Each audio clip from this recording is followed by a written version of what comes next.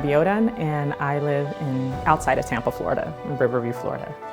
I did have my research plan and list of ancestors that I wanted to approach or where I thought I could be most successful, but mostly just wanted to kind of get context and fill in, if I can't extend my family tree, I thought I'd at least just kind of like fill in the story a little bit more. So I knew a lot about my mother's side, being the Tatums, because they've been here. I mean, in our family cemetery, we go back 5 or 6 generations in that one cemetery. So that alone tells me a lot.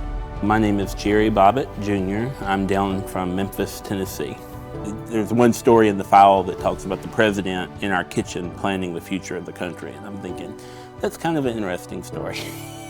Grandpa told me a story about him being from Alabama, which was a shock because all I knew was they were from Louisiana.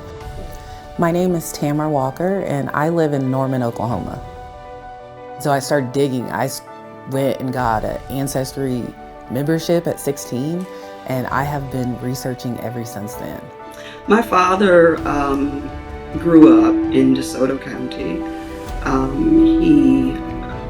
He and his family left there when he was 13. They left there in 1945. Alicia, Williams, McLeod, and I live in South Bend, Indiana.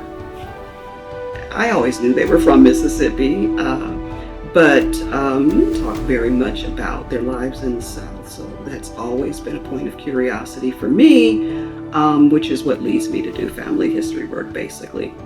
My name is Deborah Fontaine, and I live in Southern California.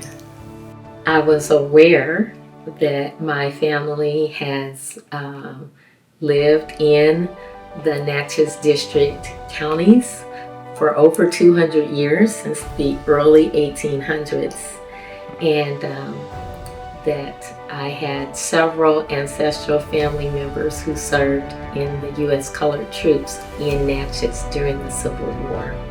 Even if it means that I didn't find my guy, for instance, I have an ancestor, Frank Jones, who is a brick wall ancestor. Even if I didn't find him, I've now eliminated several other Frank Joneses that are not my Frank Jones. So, you know, that's a win, and I'll take it. I work on what are called contraband camp registers. I look for them, and then I transcribe them and publish them to the web, and I've been doing that for 10 years.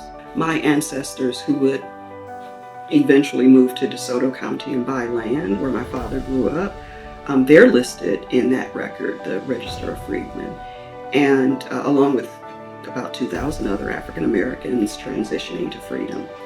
That record, which is probably the most detailed contraband camp record, certainly that I've collected, lists their first and last name, even having a surname in 1864 or something. It lists right next to their name, the name of the person who last, quote unquote, owned them.